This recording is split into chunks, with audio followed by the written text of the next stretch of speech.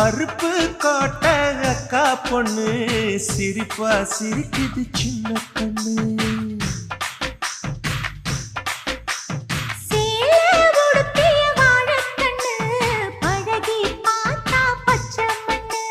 சிற்பம் போல சின்ன பொண்ணு சிக்கன இருக்குது. கர்ப்பமாக்கும் சக்தி உம்ம கண்ணில் இருக்குது. தித்திக்கும் தேவயானி அடி தினம் தோறும் தேவைதான் நீ. அறுப்பு காட்ட அக்கா பொண்ணு சிரிப்பா சிரிக்குது சின்ன கண்ணு.